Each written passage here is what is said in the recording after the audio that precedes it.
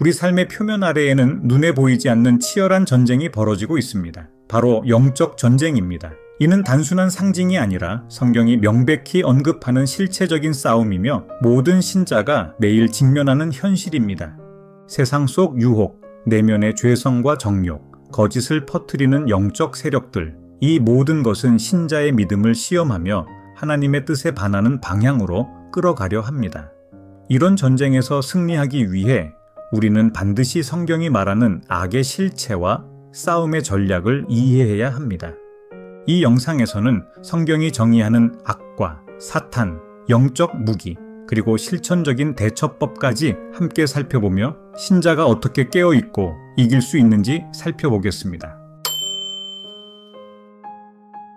악은 단순히 추상적인 개념이나 도덕적 결함이 아닙니다. 성경은 악을 의지를 가진 인격적 존재로 묘사합니다. 창세기에서부터 요한계시록까지 성경 전체에는 악의 세력이 일관되게 등장합니다. 창세기 3장, 뱀의 모습으로 등장한 사탄은 하와를 유혹하여 최초의 타락을 유도합니다. 욥기, 사탄은 하나님의 허락 아래 욥을 시험합니다. 신약 전반, 사탄은 예수님을 시험하고 교회를 무너뜨리려 하는 자로 묘사됩니다. 악은 인간 내면의 욕망과 결탁할 수 있으며 진리를 왜곡하고 하나님과의 관계를 단절시키려는 영적 실체입니다. 따라서 우리는 악의 존재를 단순히 나쁜 감정으로 치부해서는 안 됩니다. 실체적이며 목적을 지닌 존재로 이해하고 경계해야 합니다. 성경은 사탄의 기원을 분명히 언급합니다. 그는 처음부터 악한 자가 아니었으며 하나님께서 창조하신 천사 중 한 명이었습니다. 하지만 교만과 반역으로 인해 하늘에서 추방되었습니다. 너 아침의 아들 계명성이여 어찌 그리 하늘에서 떨어졌으며 내가 너를 하늘에서 하나님의 산에서 쫓아냈으며. 이 구절들은 바벨론 왕이나 두로 왕을 가리키는 동시에 사탄의 타락을 은유적으로 묘사한 것으로 받아들여집니다.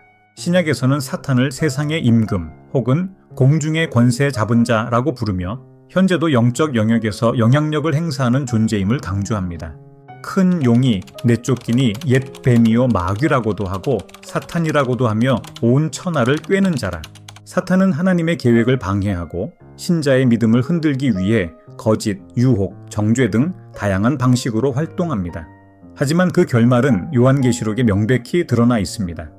사탄은 이미 패배한 자이며 최종적으로 불못에 던져질 운명입니다.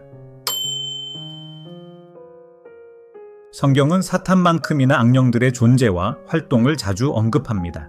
이들은 사탄의 부하로서 사람의 영혼, 정신, 육체에 영향을 미치며 특히 예수님의 공생의 기간 동안 두드러지게 등장합니다. 마가복음 5장의 거라사인의 귀신 들린 자와 누가복음 13장의 18년 동안 귀신 들려 꼬부라졌던 여인이 대표적입니다. 예수님은 이러한 귀신들을 꾸짖고 내쫓으시며 하나님의 나라가 임했음을 선포하셨습니다. 내가 하나님의 손을 힘입어 귀신을 쫓아내는 것이면 하나님의 나라가 이미 너희에게 임하였느니라. 이는 단지 병 고침의 차원을 넘어서 예수님이 사탄의 권세를 깨뜨리고 새 질서를 세우시는 행위임을 뜻합니다. 오늘날에도 귀신의 영향은 다양한 방식으로 나타날 수 있습니다. 하지만 신자는 예수 이름의 권세로 그것들을 분별하고 대항할 수 있으며 성령의 도우심으로 두려움 없이 대처할 수 있습니다.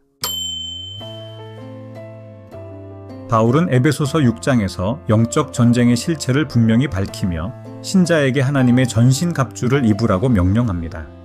우리의 씨름은 혈과 육을 상대하는 것이 아니요 통치자들과 권세들과 이 어두움의 세상 주관자들과 하늘에 있는 악의 영들을 상대함이라. 바울은 신자들이 단순한 인간적 갈등이 아닌 보이지 않는 영적 세력과의 싸움에 놓여 있음을 경고합니다. 그러므로 하나님께서 제공하신 영적 무기를 갖추는 것이 필수입니다. 진리의 허리띠, 모든 영적 분별력의 기준은 하나님의 진리, 의의 흉배, 구원의 확신과 하나님 앞에서의 의로움, 평안의 복음의 신, 환경에 흔들리지 않는 복음의 확신, 믿음의 방패, 불화살 같은 의심과 공격을 막는 무기, 구원의 투구, 구속의 정체성을 보호하는 의식, 성령의 검, 말씀, 곧 공격이 가능한 유일한 무기. 이 전신갑주는 단지 암송하거나 개념적으로 이해하는 것이 아니라 매일 삶 속에서 의식적으로 무장해야 할 실제적인 영적 훈련입니다. 예수님의 공생애 자체가 영적 전쟁의 연속이었습니다. 그는 사탄에게 시험을 받는 것으로 사역을 시작하셨고 귀신을 내쫓는 사역을 통해 하나님의 나라가 이 땅에 임했음을 선포하셨습니다. 광야에서의 시험, 기록되어 쓰되로 사탄의 시험에 대응하셨습니다. 귀신을 내쫓으심, 마가복음 1장, 누가복음 8장 등에서 수많은 사례가 있습니다. 예수님은 단지 병을 고치신 것이 아니라 사탄의 억압에서 사람들을 해방시키신 것입니다. 그의 삶은 곧 어둠의 권세를 깨뜨리고 빛의 통치를 세우는 전쟁이었습니다. 신자는 예수님의 이름으로 동일한 권세를 부여받았으며 마가복음 16장 17절에서 믿는 자들에게는 이런 표적이 따르리니 곧 그들이 내 이름으로 귀신을 쫓아내며 라는 말씀처럼 예수의 이름으로 악한 영을 대적할 수 있는 능력을 받았습니다.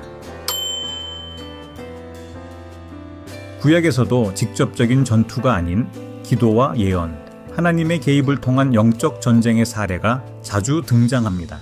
다니엘서 10장에는 다니엘이 기도할 때 하나님의 천사가 페르시아 군주와 싸우느라 지체되었다고 나옵니다.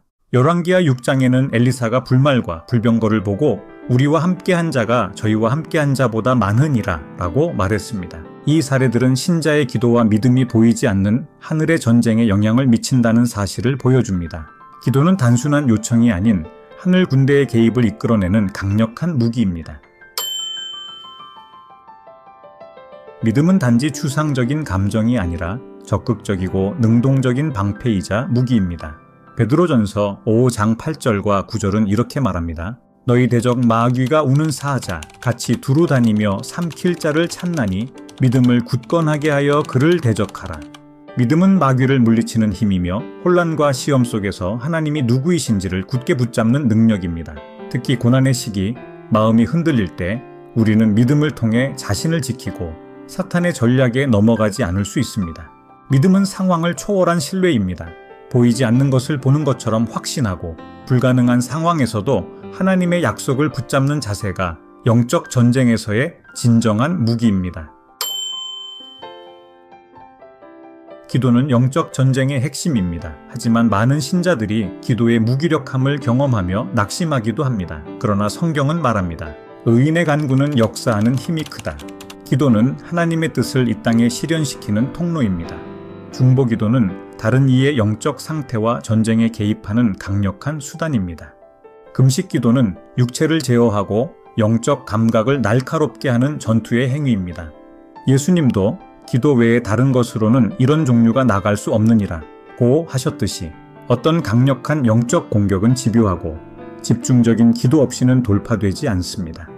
기도는 하나님과 동역하여 영적 전선에서 하늘의 능력을 불러오는 도구입니다. 이는 신자의 입술에서 시작되지만 하늘의 군대를 움직이는 하나님의 전략이기도 합니다. 영적 전쟁은 결코 혼자서 싸울 수 있는 싸움이 아닙니다. 성경은 신자들이 그리스도의 몸인 교회 공동체 안에서 함께 싸우도록 설계되었다고 가르칩니다. 한 사람이면 패하겠거니와 두 사람이면 맞설 수 있나니 세 겹줄은 쉽게 끊어지지 아니하느니라. 공동체는 기도와 예배, 말씀 나눔을 통해 영적 방어막을 형성하며 서로를 위한 중보와 권면은 강력한 전쟁의 무기가 됩니다. 혼자 있는 신자는 사탄의 쉬운 공격 대상이 되지만 공동체 안에서 보호받는 신자는 안전하고 강해집니다. 영적 전쟁에 대한 오해는 자칫하면 신앙생활에 왜곡된 시각을 심어줄 수 있습니다. 대표적인 오해는 다음과 같습니다. 모든 문제를 귀신의 역사로만 해석하는 경향이 있습니다. 책임 회피와 영적화 과잉으로 이어지는 문제가 있습니다. 성경은 분명히 악한 영들의 활동을 인정하지만 동시에 인간의 죄성, 선택, 환경적 요인도 함께 고려해야 한다고 가르칩니다. 균형 잡힌 영적 인식과 실천적 지혜가 필요합니다. 요한계시록은 영적 전쟁의 궁극적인 결말을 보여줍니다. 최후의 싸움에서 승리는 이미 어린 양 예수 그리스도에게 확정되어 있습니다. 그들이 어린 양과 더불어 싸우려니와 어린 양은 만주의 주시오 만왕의 왕이심으로 그들을 이기실 터이요. 신자는 아직 싸움 중이지만 결과는 이미 결정된 전쟁에 참여하고 있는 것입니다. 이 믿음은 우리에게 절망 대신 소망을, 두려움 대신 담대함을 줍니다. 영적 전쟁은 상상이 아니라 실제입니다. 신자는 수동적 존재가 아니라 하나님의 군사로 부름받은 전사입니다. 하나님의 말씀으로 무장하고 기도로 하늘의 지원을 구하며 공동체 안에서 서로를 보호하고 성령의 인도에 민감하게 반응할 때 우리는 이 전쟁에서 패배자가 아닌 승리자로 살아갈 수 있습니다. 영적 전쟁은 날마다 일어나지만 하나님은 날마다 우리와 함께 싸우십니다. 그러므로 항상 깨어 있으라는 주님의 명령을 마음에 새기고 오늘도 믿음으로 전신갑주를 입고 싸움터로 나아갑시다.